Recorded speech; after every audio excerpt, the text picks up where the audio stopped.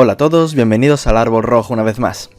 En esta ocasión tenemos a un invitado que os lo presento a continuación. Se llama Alejandro Arribas, Alex, que es un suscriptor del canal que está en lo que es el grupo de Telegram que tenemos. Y en este grupo hace unas semanas pues tuvo una conversación con otro de los suscriptores en la cual estuvo muy interesante. Y me pareció que era bastante interesante para traerlo al canal y que pudieseis escucharlo. Alex, ¿qué tal estás?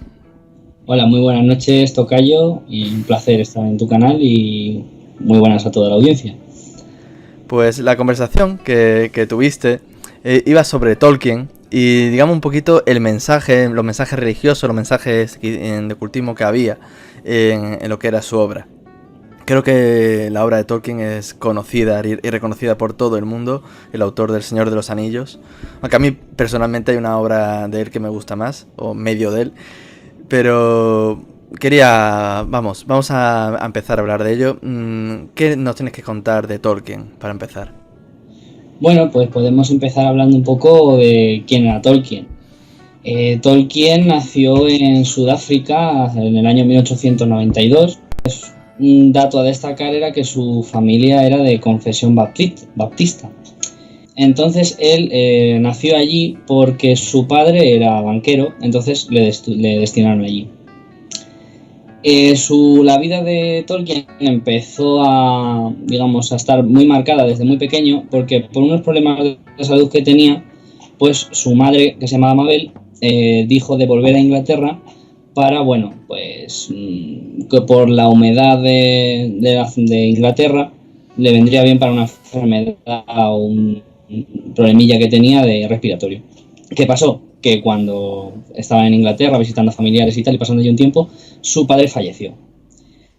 Entonces, al fallecer su padre, su madre se convirtió al catolicismo. Esto, en esa época en Inglaterra, era un absoluto escándalo para cualquier familia inglesa de bien. Entonces, su familia prácticamente les dijeron que si no por lo menos no que volviera al anglicanismo o al protestantismo, sino que si no dejaba de ser católica, que no le iban a ayudar.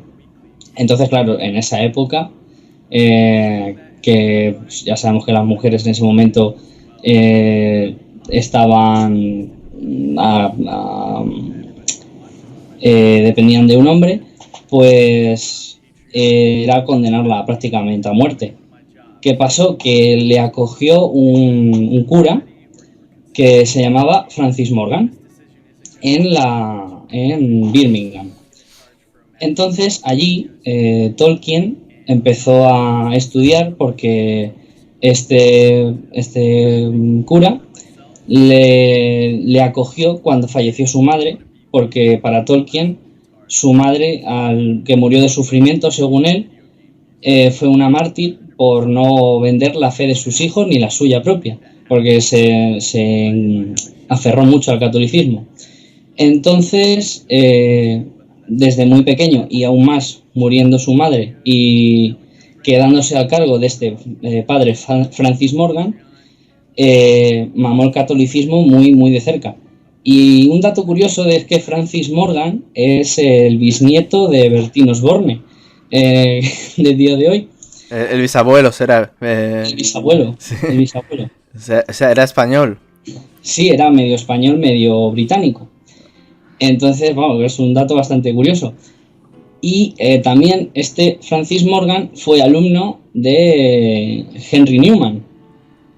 Entonces, vemos que Tolkien se crió en un entorno católico a más no poder. Sí, entonces era un sacerdote, pero tenía recursos económicos, era de familia adinerada. Los Osborne, sí. Ya ves. Pues es bastante curioso el dato porque en la película de Tolkien, el actor es un actor británico al 100%, además con una cara, yo no sé si irlandesa o algo así, pero robusta, no tiene pinta de español para nada. Entonces, vamos a empezar a condensar. Se cría, era una familia baptista, su familia se convierte al catolicismo, su padre fallece cuando es pequeño, su madre es repudiada por su familia por cuestiones religiosas y prefiere no cambiar esas convicciones que tenía, y aunque le lleva a la pobreza y al sufrimiento que, según Tolkien, pues él piensa que eso lo acabó precipitando a una muerte prematura cuando él era todavía un niño. Entonces, Tolkien entonces pasa a lo que es la tutoría de este sacerdote católico y con no sé si tenía un hermano, ¿no? Creo recordar o Sí, una, sí. No recuerdo el nombre, pero sí tenía un hermano. Tenía un hermano. Entonces ya es cuando se empieza lo que es su época académica, ¿no? A estudiar y todo eso. Eso es. ¿Cómo continúa su vida? Bueno, pues ya desde muy pequeñito, la verdad es que puedo recomendar un documental de un autor que se llama Diego Blanco, que escribió un libro que analiza muy en profundidad la vida de Tolkien y el significado católico del Señor de los Anillos, que ahora hablaremos más adelante, que se llama Un camino inesperado. Pero el caso es que desde muy pequeño se puede ver en ese documental que ya se veía que tenía una mente absolutamente privilegiada, de cómo era capaz de vincular significados con dibujos, con textos, o sea, una absoluta maravilla. Claro, luego acabó hablando 12 idiomas, que se dice pronto. Y O sea, creando unos cuantos. y creando unos cuantos. Creo, si no me falla la memoria, creo 3. El Kenya, el Sindarin y el Kuzul, que era el de los enanos. Sí, no completo, sí. Y también algo de palabras de la lengua de Mordor. Sí, también. Claro, no olvidemos que falleció sin terminar toda su obra, porque es que creó un universo entero. O sea, sí, pero era un poquito lento escribiendo, las cosas como son. Sí. Las cosas como son. Sí, a mí, lo que he comentado antes, a mí el libro que más me gusta de Tolkien, de hecho la obra de fantasía que más me gusta, es el Silmarillion, que curiosamente realmente no lo escribió. Es una compilación que hizo su hijo Christopher de distintos escritos que tenía. Y a mí me parece una maravilla. El Silmarillion es un libro que realmente tenía que haber sido casi el doble de gordo de lo que es, solo que no lo terminó. Tenía que haber ampliado todo lo que es la historia de los hijos de Húrin, de Lúthien y Beren. Tenía que haber sido mucho más extenso, de la caída de Gondolin, que luego Christopher lo ha ido como ampliando él un poco a su estilo y con diferentes autores, pero obviamente no es la misma obra que hubiese sido si lo hubiese escrito él. Entonces vamos a hablar un poquito de lo que es su simbología, de la simbología católica que hay en su obra, bastante disimulada, y vamos a compararla con un amigo suyo, otro autor, otro de los grandes autores de fantasía del siglo XX, como es el señor Lewis, C.S. Lewis, que es el autor también de distintas obras, pero sobre todo es conocido por las Crónicas de Narnia. El señor Lewis, la verdad es que es una cosa un tanto curiosa porque él se crió en principio en cristianismo, pero se volvió ateo. Se volvió ateo durante su juventud y era un ateo más, un ateo militante de los que discutía con sus amigos y todo eso. Sí, digamos que tanto Tolkien como Lewis tuvieron, digamos, un camino invertido. Tolkien en la guerra se convirtió al catolicismo ya absolutamente convencido y Lewis fue al revés. Lewis perdió totalmente la fe durante la guerra. Los sufrimientos que padeció le hicieron perder la fe. Eso, efectivamente. Y la historia de Lewis es curiosa porque él se daba cuenta de que la mayoría de los autores que le gustaban, él le gustaba mucho la poesía, eran cristianos. Y era una contradicción que tenía porque leía autores ateos que quizá eran más de acuerdo con sus ideas, pero no le gustaban las obras que tenían. Y empezaba a recopilar y decía, si es que todos los autores que me gustan son cristianos. Es una cosa que tenía un poquillo en contradicción, y lo que le acabó convenciendo, más que todas las discusiones que tuvo con sus amigos, era que fue, digamos, cuando empezó a estudiar la historicidad del cristianismo. Eso fue lo que lo volvió cristiano. Es algo curioso. Y después plasmó en sus obras, pues de una forma bastante evidente, lo que es su cristianismo. Una cosa que por lo visto Tolkien le criticó en alguna ocasión, por lo que tengo entendido. Sí, también Diego Blanco, a referencia a lo que comentabas, según comenta este hombre, porque lleva 25 años investigando la vida de Tolkien, o sea, una pasada, dice que mucho tiene que ver también Tolkien de intentar, de conversaciones profundas con él, con Lewis, para intentar convencerle de hacerse católico. Y entonces no se puede obviar la influencia que tuvo Tolkien en la conversión de Lewis, porque ya te digo, fue muy machacón, con un martillo pilón, hazte católico, hazte católico, hazte católico. Y según cuenta este hombre, una cosa muy interesante es que El Señor de los Anillos, bueno, tanto Tolkien como Lewis les gustaba mucho hablar de mitología, y eso, sobre todo, yo creo en El Señor de los Anillos se puede ver muy bien, bueno, y en el legendario en general, la cantidad de conocimiento y referencias que tiene a la mitología nórdica, la mitología incluso sumeria, se podía sacar cositas. Tenía un conocimiento muy vasto, tanto de historia como de mitología. Entonces, hablando un día de este tema, comentó que Lewis, que bueno, que no iban a dejar de hablar de eso porque da igual, o sea, al final los cuentos, la mitología es mentira. Entonces a Tolkien se le encendió la bombilla y le dijo, ¿cómo que los cuentos son mentira? O sea, al final los cuentos, a lo mejor la historia en sí es mentira, sí, pero el mensaje que quiere transmitir no lo es. Entonces, se supone que El Señor de los Anillos fue escrito como una especie de parábola para ayudar a la juventud de la época a, digamos, encontrar su camino hacia Dios, según Tolkien. Sí, lo que era una enseñanza disimulada. O sea, lo que contenía era el mensaje de forma no explícita, sino en lo que es la superación, el superar las tentaciones. Esto es algo muy evidente con el tema del anillo. O sea, ese tipo de cuestiones es tal como lo pone Tolkien. Y sin embargo, Lewis, sobre todo en el primero de sus libros, en El León, la Bruja y el Armario, el primero de los libros de Narnia, quiero decir, es muy evidente la correlación. Dime. Sí, porque digo que El León, la Bruja y el Armario en realidad es el segundo libro. Es el segundo libro cronológicamente, pero el primero que escribió. Sí. Cronológicamente el primero sería El sobrino del mago. El mago, eso. Después iría El León, la Bruja y el Armario. Después la del caballo, creo recordar. Después El caballo y el muchacho. Después El príncipe Caspian. El crucero del alba. La silla de plata. Y por último, la última batalla. Pero el orden de escritura no fue ese. El orden de escritura fue El León y el último sí fue la última batalla. La verdad es que también es cierto que se le acusa siempre también de que es muy claro. Y es muy claro con El León, la Bruja y el Armario. Ahí queda clarísimo la representación de Aslan como Jesucristo. Es muy evidente con el sacrificio, la resurrección, todo eso. Pero en los demás libros no están claros. Yo en los demás libros veo que también lo hace de forma disimulada. En El muchacho y el caballo quizá es difícil de ver. Se ve cómo va interviniendo Aslan puntualmente. Es una forma, digamos, en la que él representa la intervención de Dios en los hombres. El cómo se va encontrando con distintos personajes egoístas y el personaje principal que va con el caballo parlante. Pero no es tan claro. O sea, mientras que en El León, la Bruja y el Armario es muy evidente, en los demás libros también es disimulado. Yo no lo veo tan claro como se le suele criticar en los demás libros.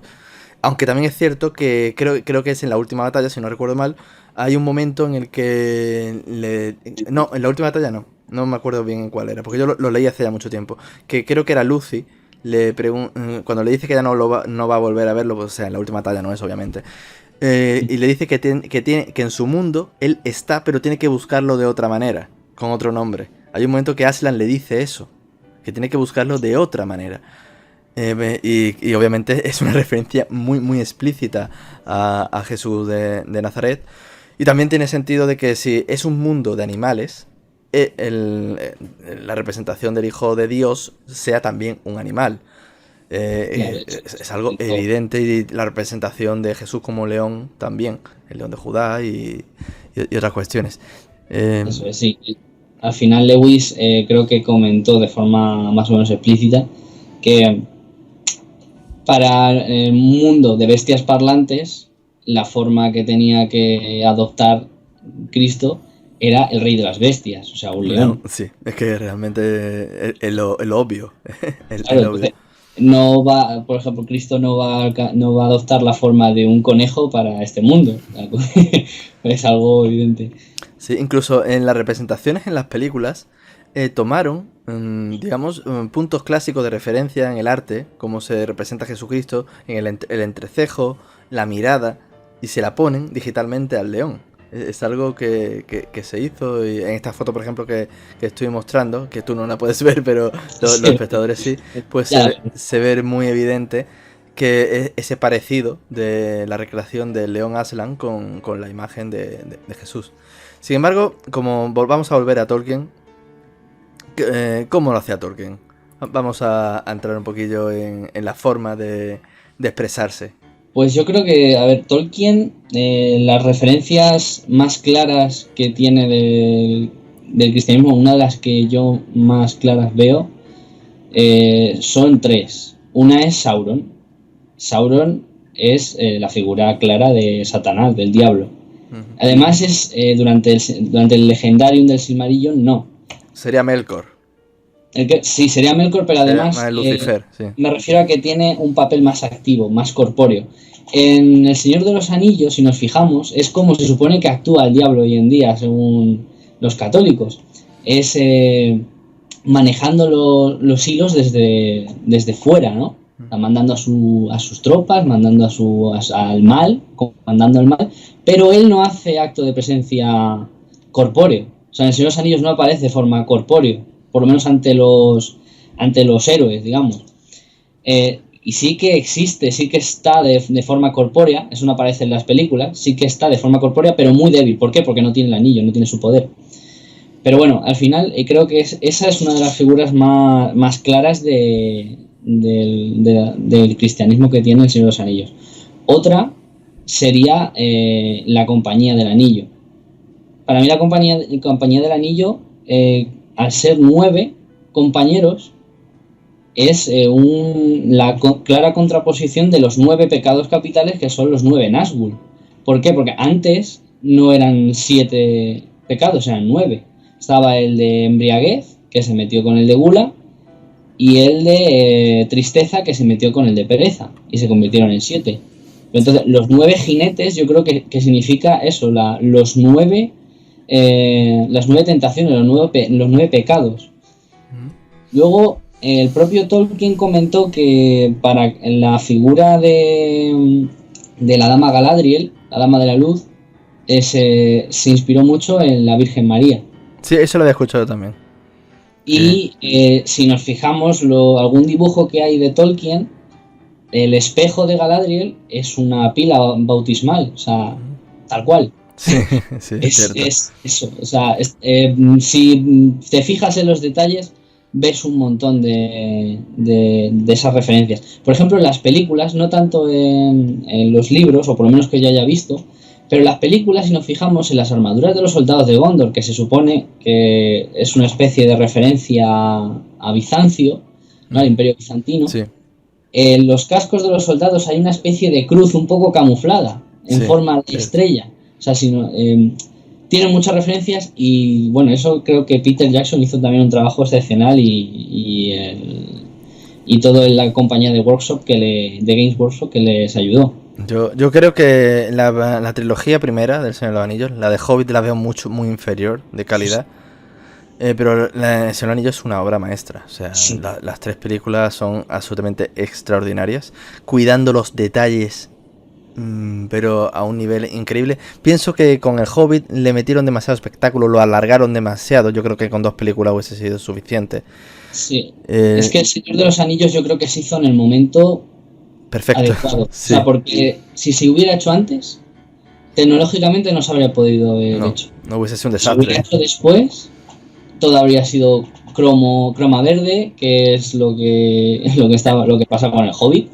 Y bueno, ya sabemos cómo está el cine hoy de ideología. Sí, le hubiese metido mucha ideología, enanos guapos. Bueno, tiene que estar Tolkien retorciéndose. Sí, yo vamos con los enanos que aparecen en el Hobbit cuando se supone que están mal hechos, porque son una obra de Eule, que no creo que era el Valar Eule, sí, Aule, que no recordaba, que se había precipitado, quería que naciesen ya los hijos y los creó sin recordar cómo eran y le salieron mal hechos, le salieron contrahechos un poquito a su imagen y semejanza, de que le gustase trabajar con las manos Sí. y se lleva una reprimenda. Y además, como Valar, que era Aule, no tenía capacidad de darles vida. O sea, solo Exacto. podía darles vida, animación en realidad. Sí, eran como Si muñecos, eran como muñecos que manejaba. exactamente, pero si solo Eru, que es Dios, podía dar vida. O sea, los Valar, que esto creo que no lo hemos comentado y creo que es algo Sí, muy, vamos a hacerlo muy ahora. interesante. En la creación del mundo de Arda, del universo del Silmarillion, nos empieza la narración como que Eru quiere componer una sintonía. Yo eso lo asocio un poco a un músico, ¿no? Un músico pues tiene en su mente todas las notas, las melodías, todo, pero necesita instrumentos para crear música. Entonces, ¿qué crea Eru? Crea a los Valar, a los Ainur, en realidad. Porque los Valar son los Ainur que descienden a Arda, a la Tierra. Y se nos describe como la música de los Ainur, o sea, que están componiendo una melodía para crear el mundo. Sí, que es cuando Melkor mete ahí su caos, cuando va metiéndolo porque quiere destacar sobre los demás. Claro, pues quiere ser Dios, que al final es Lucifer también, Sí, es Satanás. eso, yo creo que no me acuerdo cuál era el nombre del primer capítulo, del primer libro de Silmarillion, que es donde se narra, tiene un nombre muy extraño en élfico, que es donde se narra lo que es la creación. Yo creo que eso es una referencia muy, muy, muy cristiana o judío-cristiana. Ahí se ve a Eru y Ilúvatar, lo que es Dios, se ve la representación de estos Ainur, que serían quizá los arcángeles, los ángeles principales.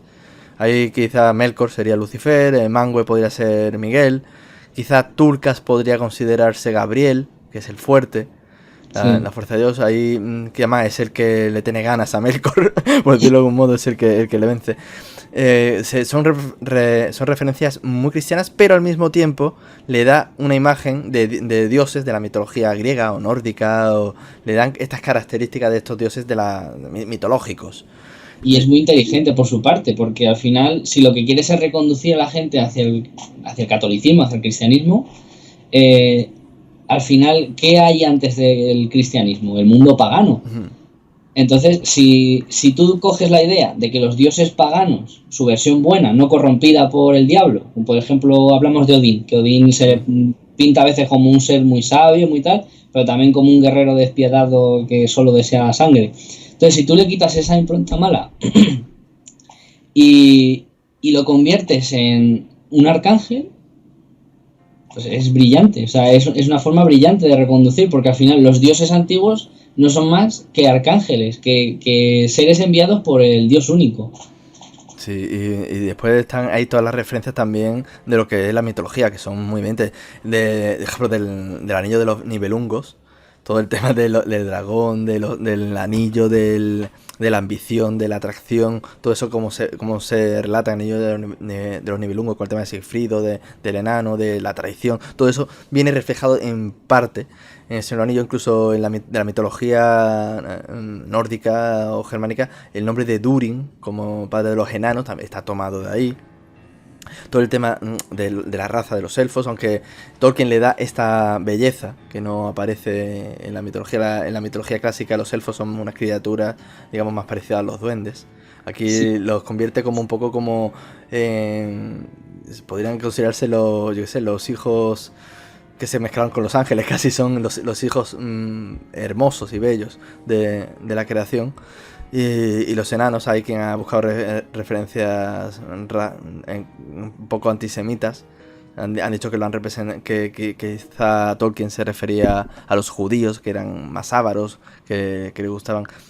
Él lo negó en muchas ocasiones, pero hay quien lo ha querido ver así. Después el tema de la propia existencia, de cómo él vivió la guerra, yo creo que también es algo que se nota en su obra.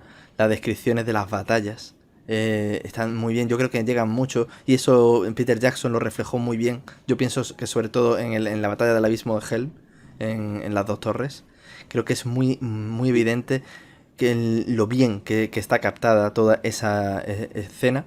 Y es algo que yo creo que le afectó el tema de la guerra que él sufrió en sus propias carnes.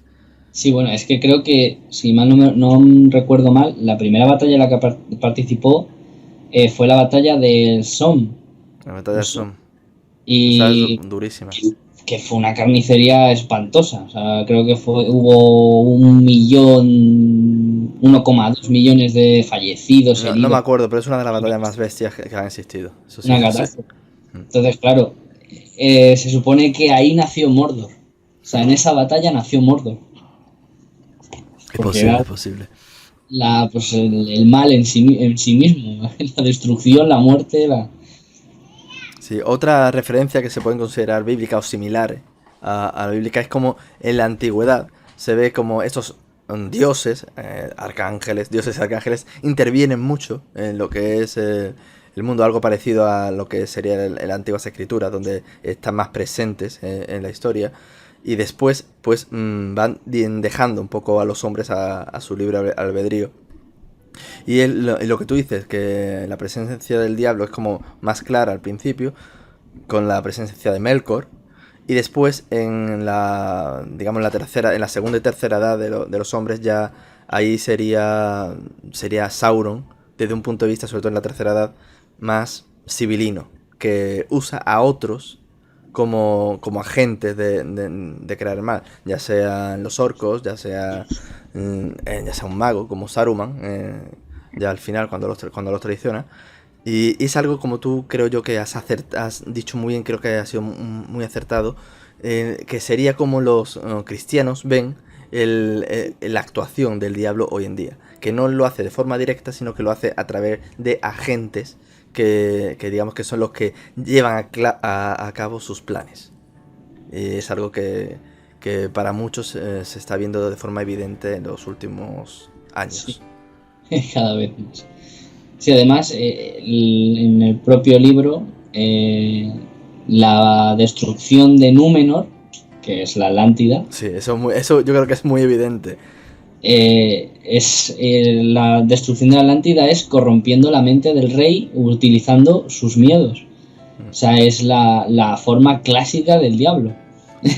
Yo creo que sí que la historia de Númenor, voy a resumirla un poquito para aquellos que no la conozcan.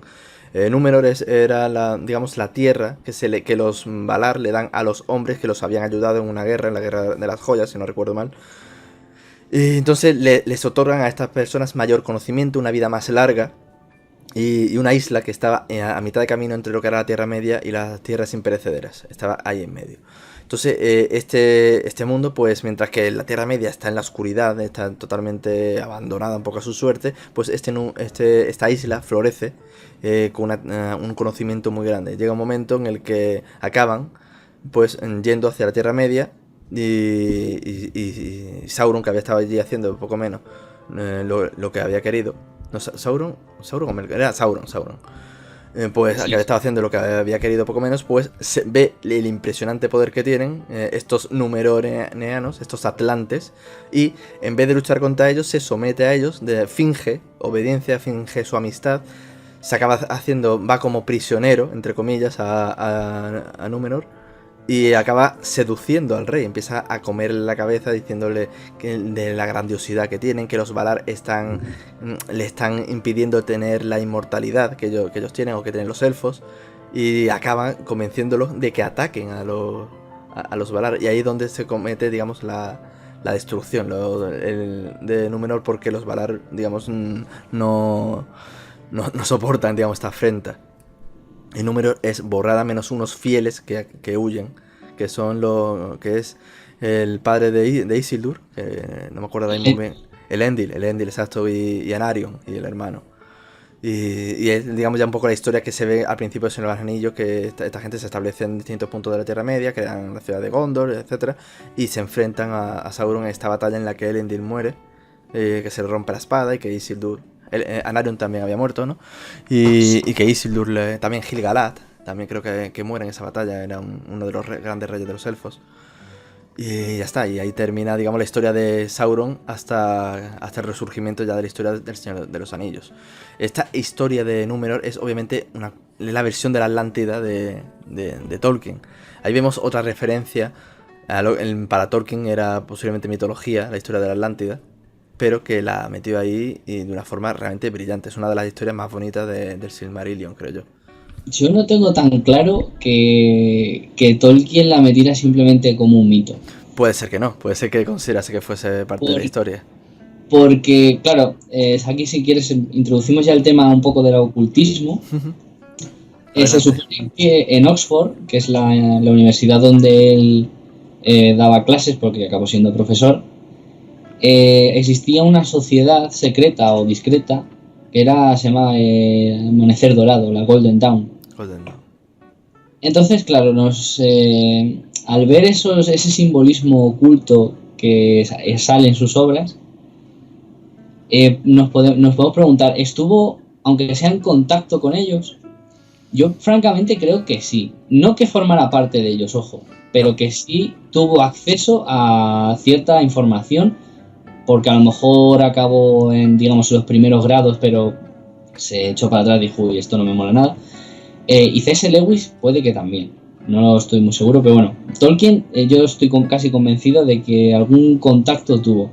El caso es que a mí se me hace demasiado parecido con lo que parece que ocurrió en la realidad, gracias al trabajo de Díaz Montejano. Al final lo que ocurre es que se hunde Númenor, o sea, la Atlántida, y los supervivientes colonizan lo que hoy sería Europa, y en ese mundo es la Tierra Media. Sí, o sea que al final es el mismo nombre volvemos a la mitología escandinava, Midgard, que quiere decir Tierra Media. Sí, es cierto. Claro, entonces para Tolkien crearon los reinos en el exilio de Arnor y Gondor. Y para mí Arnor es una versión medieval del Imperio Romano. Y Gondor de Occidente. Y Gondor es el Imperio Bizantino. Sí. Creo que es muy evidente que Gondor es Bizancio. Sí. Ese enfrentamiento ahí pondríamos al Islam un poco como la representación de lo que sería Mordor. De hecho, la descripción de los Hararin que los ayudan es totalmente... Estábamos hablando de árabes, que es una referencia que molestó a ciertas personas cuando se hicieron las películas, pero la obra es como es, las cosas como son. Sí, y también se olvida mucho, porque la peli es verdad que no aparece, entonces es lo que más tenemos en el inconsciente colectivo, en el subconsciente colectivo. Pero también existe la tierra de Kand, que también estaban en guerra con Gondor, y son otomanos prácticamente. Sí. Después está Run, que para mí yo creo que sería Rusia, o una versión un poco extraña de Rusia. Puede ser. Ya ahí está a este hombre no le gustaba nada el comunismo y el socialismo. De hecho, fuera de lo que son las obras de ficción, pues escribió bastante en contra de cómo estaban entrando las ideas socialistas en Inglaterra en su época. De hecho, él si te fijas en la representación que siempre hace de lo ideal, de cómo termina cada uno de sus libros, es un pueblo prácticamente sin leyes. Él, por ejemplo, los hobbits, que es poco menos que el mundo ideal que él tiene de cómo debería funcionar la sociedad. Gente sencilla que trabaja en el campo, que comercia unos con otros. Tienen pocas leyes. O sea, no es... es un poco una autorregulación, una especie de anarquismo un poco así liberal. Con pocas leyes, con pocas restricciones. No hay un gobierno que esté ahí encima de ellos. Después, por ejemplo, en el Hobbit lo mismo. Al final la ciudad del lago pues acaba comerciando con los momentos en los que hay, digamos, prosperidad. Comercian unos con otros, las razas, los humanos con los elfos, con los enanos. Ahí existe una unión de comercio. Eso viene representado, yo creo que son sus propias ideas de lo que debía ser una sociedad y de lo que no debía ser una sociedad. Obviamente la representación de la tiranía opresiva de un dictador es algo que se ve también como parte del mal, ya sea como Sauron o el propio Senescal de Gondor, que es un dictador. Un dictador ahí aferrado a un poder que no le corresponde. Creo que son referencias claras. También se muestra como al menos él pensaba que un líder aunque fuese un dictador, aunque fuese un líder único, pero que fuese sabio, podía traer la prosperidad. Yo creo que eso es muy evidente en Aragorn. Cuando se convierte en el rey Elessar, es el rey más grande, el rey mejor que tuvieron los hombres. El rey de reyes, al final. El rey de reyes. Es una representación, creo yo, bastante evidente de Aragorn de lo que es Jesucristo. Eso te iba a comentar, que es algo que se me ha olvidado mencionar antes y creo que es muy importante. Que en El Señor de los Anillos yo creo que la figura de Jesús está dividida en 3 personajes. O hasta 4. O hasta 4. Los que yo creo son Gandalf, evidentemente, Aragorn y Sam. Y yo pondría también a Frodo. Yo a Frodo es que quizá le veo más como al penitente, ¿no? Al propio ser humano. Sí, al propio ser humano, al futuro cristiano que está recorriendo su camino. También hay gente que dice que Frodo es como él veía a su hijo, porque no olvidemos que estaba combatiendo en la Segunda Guerra Mundial, creo que era piloto su hijo. Entonces la figura de Sam es ese amigo absolutamente leal, fiel, que no te va a abandonar, y claro, que él quería... Que no te abandona aunque lo insultes y lo eches. Vuelve a ayudarte y carga contigo. Claro, y eso creo que es una referencia a Jesús desde el punto de vista católico, o sea que él va a estar contigo sí o sí. Es muy evidente, sobre todo la escena en la que acaba cargando con eso. O sea, eso es una referencia a la cargar la cruz. Incluso también podría ser al revés, que en ese momento se podría representar a Frodo como Jesús, que va con el anillo, que sería la cruz, y le ayuda Simón de Cirene. También podría ser una referencia a eso. En el tema del retorno del rey está el nombre, el retorno del rey. O sea, es una referencia muy obvia al esperado regreso de Jesús por los cristianos y obviamente por los católicos. Y en la cuestión de Gandalf, pues es ese profeta, ese guía que aparece, que muere y vuelve más poderoso, más en un cuerpo glorioso. Yo creo que muere sacrificándose por sus amigos. Sí. Es una referencia también, creo que muy evidente a Jesucristo. Quizá no tanto como puede ser Aslan en Narnia, pero, como tú habías dicho, dividido. O sea, es como si la figura de Jesús, aunque sea inconscientemente, la ha acabado metiendo en distintos personajes para dar el mensaje de la esperanza, de no rendirse, de que siempre va a estar contigo, a tu lado, de cómo te puede guiar, cómo te puede ayudar. Con consejos, porque Gandalf, aunque interviene, también lo que hace es dar muchos consejos, él va aconsejando a los demás e incitándolos a superarse.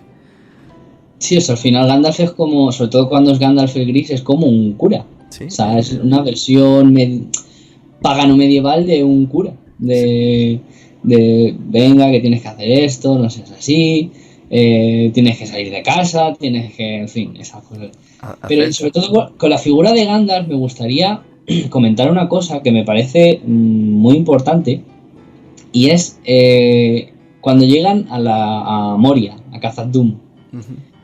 Pues si vemos, sobre todo en la película, que se ve ahí una escena muy bonita, cuando llegan a las puertas, si nos fijamos en el dibujo de la puerta, se parece mucho a un arco real masónico. Bueno, pero es que eso está tomado de lo que son elementos del folclore germánico. O sea, es que los masones, es cierto que parece, como tú dices, algo masónico, pero es que los masones han tomado elementos de muchas cosas, como por ejemplo la pirámide. O sea, alguien ve una pirámide y puede pensar en la masonería, pero vamos a ver, las pirámides llevan ahí 5.000 años. O sea, que los masones no tienen tanto tiempo, tienen unos pocos siglos. O sea, lo que pasa es que como han tomado distintos elementos, pero vamos, lo que sí te puedo estar completamente seguro al 100% es que no era masón. O sea, no, de hecho era un católico, además, a la antigua usanza. De hecho, le molestó mucho, es de estos que criticaron mucho el Concilio Vaticano II. Todos estos cambios que se hicieron en el catolicismo, ya no solo los que se suelen nombrar, del cambio que, por ejemplo, ya no usar la misa en latín. Eso lo criticó. Sin embargo, lo que le molestaba, por ejemplo, es que el catolicismo dejó realmente de anunciarse al mundo. O sea, dejó de hacer proselitismo. A partir de ese momento decidieron de que se hacía católico quien quisiera. Y desde ese momento es cuando el catolicismo empezó a ir cuesta abajo, las cosas como son. No hacen proselitismo, pues la gente se le acaba alargando. Y por tanto, o sea, aquellas personas que lo han intentado vincular con la masonería, yo de verdad no veo por dónde cogerlo. O sea, yo personalmente no lo veo. Pero yo no, o sea, no quiero decir que esto sea, digamos, propaganda por parte de Tolkien de la masonería, sino que yo creo que sí que tiene que ver de que es una especie de arco masónico porque es el camino de la iniciación de Gandalf. Y lo digo por el conjunto de lo que pasa en Moria, sobre todo. Porque al final, Moria creo que significaba abismo oscuro. Sí, algo así era. Y no sé si la palabra Moria, pero acabado en H, aparece en el Antiguo Testamento. No lo recuerdo muy bien, me parece haber Puede leído. ser. No, Sí. no lo sé seguro. Es una palabra que saca de ahí. Pero sobre todo, o sea, lo que me quiero fijar es qué es lo que hace Gandalf en Moria. O sea, atraviesa las minas acompañando a sus compañeros, es como un camino de iniciación, Los guías. pero se topa con el demonio, se topa con el Balrog. Es un demonio. Es un demonio claramente, vamos. Demonio, vamos, sobre todo en la película, en los libros película. es un distinto. En Pero la película, en los libros es diferente la representación, pero en la película es un demonio al 100%. Es el diablo. Entonces, para mí, que es como el camino de iniciación en la masonería, pero que Gandalf, en vez de entregarse, lo que hace es combatir contra él. Y cae a las profundidades con el demonio, sube hasta lo más alto, hasta el grado más alto, y lo derrota. Y al derrotarlo, resucita como el mago blanco, o sea, como lo que tendría que ser Saruman, o sea, la cabeza de, digamos, la iglesia, porque al final Tolkien, la analogía que hace con la Orden de los Istari y el Concilio Blanco, al final utiliza la palabra concilio, o sea, y siendo católico, esa palabra no creo que la use al azar. Entonces yo creo que para Tolkien es, sobre todo los Istari, son, digamos, su forma de iglesia dentro del mundo del Señor de los Anillos. Y entonces es el nuevo papa, digamos, Gandalf, que viene a quitar al corrupto. Al falso papa. Al falso papa. Entonces, por eso creo que en su conjunto no es que haga propaganda, sino que los ataca. Puede ser, puede ser. Igual que el ojo, o sea, el ojo de Sauron. Otra cosa, esa es una referencia muy evidente, sí. Es una referencia muy evidente y hay mucha gente que se empeña en decir que Tolkien era ocultista, que no sé qué, pero si destruye así la... Es el malo, es el mal. Claro, es el mal, encarna el mal. No es como Juego de Tronos, que al final te ponen a un personaje, mira, esta chica que maja, le gusta quemar gente, pero es muy buena. O sea, te intenta vender a un personaje que es un villano, que lo ha sido sí. Como bueno. Sí. No, aquí es malo, o sea, es claramente malo y todo el mundo combate contra él y al final de la historia lo destruyen. Entonces no tiene ni pie ni cabeza. Tanto en Narnia como en el mundo de los anillos es muy evidente los buenos y los malos. Ahí no hay medias tintas. Están los personajes que se pueden dejar tentar, como le pasa a Boromir, pero Boromir no es malo, simplemente que se ve tentado y aparte en parte por la necesidad que tenía y por sus propias ambiciones y por la necesidad de su pueblo y el deber que tenía con su padre.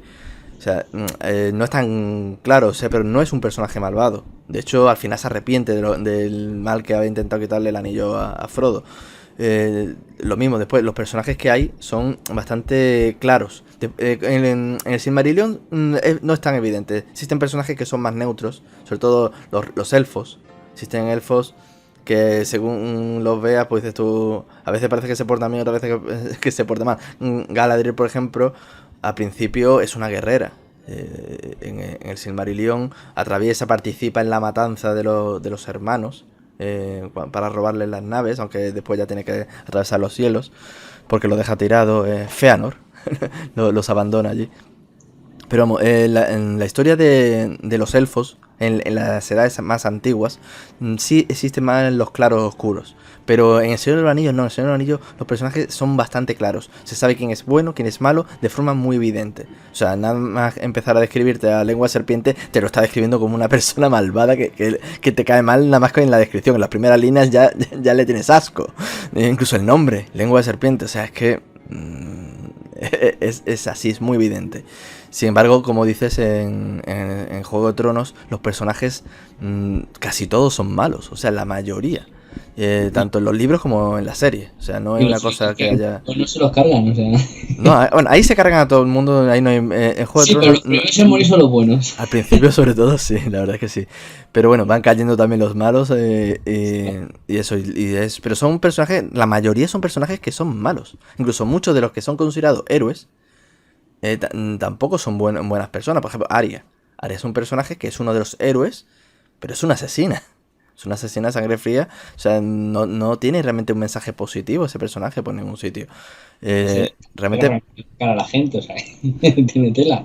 Sí, realmente personajes buenos en Juego de Tronos hay pocos. Está Ned Stark, que tampoco es un santo, pero es un personaje más o menos noble.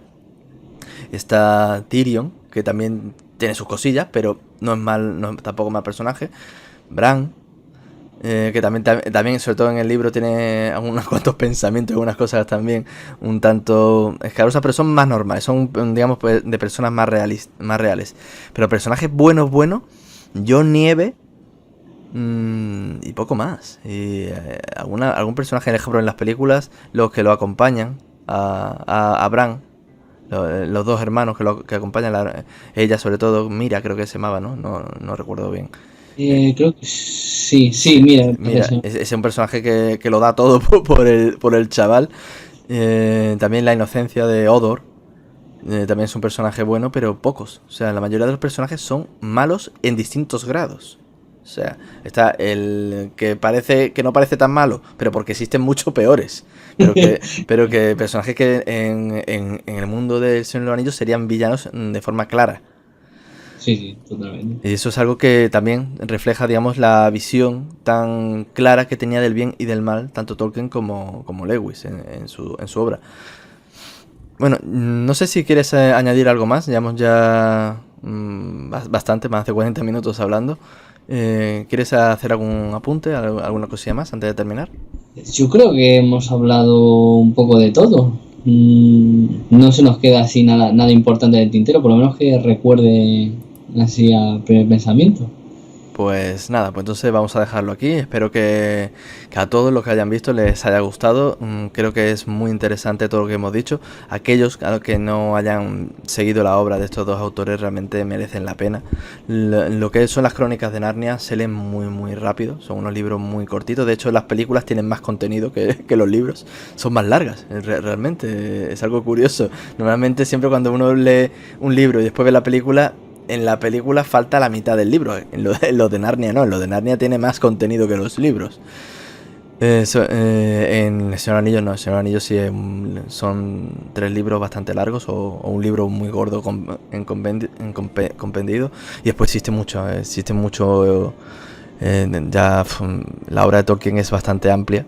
Si empezamos a añadir los cuentos inconclusos, el Silmarillion, después estos apéndices que han ido haciendo, que ya no son de Tolkien, pero son de ese universo, como los hijos de Urin, eso. Pero fíjate, si hubiera vivido 50 años más Tolkien, quién sabe qué universo tendríamos. Lo mismo. Depende, sí. Porque lo mismo hubiese vagueado aún más. Porque yo estoy enfadado con él de que no escribiese más, porque le estaba todo el día escribiendo cartas con uno y con otro. Hay 48.000 cartas de Tolkien, pero los libros los dejó a medio hacer. Que se lo tomaba, o sea, lo hacía con mucho mimo, o sea, porque El Señor de los Anillos creo que tardó 12 años en escribirlo, más 3 años de revisiones. O sea, sí. Es que se tomaba su tiempo para escribir las cosas. De hecho, cuando lo revisó fue cuando fue consciente de todo lo que le había metido del cristianismo. Él lo comentó, creo que en una ocasión, que al principio no había sido consciente y al revisar los libros se dio cuenta. Salió de dentro. Sí, yo creo que cuando alguien escribe, yo creo que pone mucho de sí mismo en los distintos personajes. También hay gente que intenta a veces ver lo que él quiere, pero los autores siempre, yo creo que es inevitable. Yo tengo escrito 2 libros que algún día publicaré y voy por el tercero, que estos días estoy escribiendo. Estoy continuando, creo que lo terminaré en un par de meses como mucho. Y quiero o no, yo pienso que hay mucho de mí en esos libros, son libros de fantasía también. Y creo que es algo inevitable. Yo creo que tanto cualquier autor, ya sea Tolkien, ya sea Lewis, ya sea cualquier autor que pensemos, Asimov, por ejemplo, en lo que es la ciencia ficción, meten pues cosas que han vivido, personas que han conocido, cosas que te gustaría hacer o que te gustaría ser, o todo lo contrario, o lo que no te gusta absolutamente nada, lo reflejas a la hora de escribir. Eso, un claro ejemplo sería Stephen King. Sí, Stephen King es un clarísimo ejemplo de ello. De lo que no quieres para tu vida. Sí, bueno, yo hace poco volví a leer It, después de las películas, me dieron ganas porque yo lo había leído de niño, y ahí ya la verdad es que no me acordaba. Y es un gran libro, ¿eh? Está muy bien, está muchísimo mejor que las películas. Es un libro... Los libros siempre, lo bueno que tiene es que te da mucho más margen para divagar, para explayarte, para meter más tramas. Una película al final, por ejemplo, volviendo al Señor de los Anillos, por muy buena que sea, que son una obra maestra las películas, se deja fuera muchas cosas que son importantes en los libros, pero no sé, es imposible, tendrías que hacer 4 o 5 películas. Sí, aunque yo digo que a mí personalmente la historia de las películas del Señor de los Anillos, no del Hobbit, en parte me gustan más las películas que el libro, porque el libro hay dos partes que no me gustan absolutamente nada. Una de ellas es lo de Tom Bombadil. Es una parte que en el libro, todos esos tumularios, no sé, el Tom Bombadil con sus zapatos amarillos, a mí se me hizo eso pesadísimo.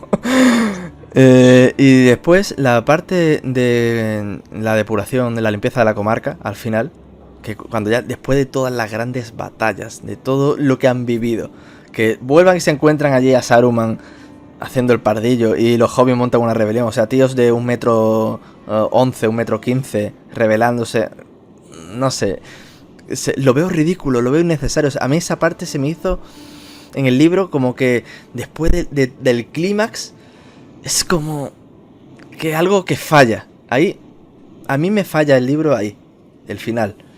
Sin embargo, en la película no. El final de la película lo veo perfecto. Ese final que termina, estos distintos finales que se van viendo, es que lo veo genial. O sea, y con esa música tan maravillosa, ya cuando dejan la Tierra Media Frodo con Gandalf y Bilbo, pues me parece absolutamente brutal. Que por cierto, hace unos días murió el actor que hizo de Bilbo, Ian Holm. Bien, no. Murió hace un par de días, hace 2 o 3 días murió. Pues nada, pues vamos a dejarlo aquí, Alex. Muy bien, bueno, muchas gracias por invitarme y ha sido un placer, espero que a la gente le guste y aquí estamos para cuando quieras. Pues nada, pues yo te lo agradezco que hayas intervenido, que espero que hayas estado cómodo y nada, pues a todos aquellos que estáis viendo este vídeo, pues espero que os haya gustado y nada, lo dejamos aquí y nos vemos en el próximo videoprograma. Adiós a todos.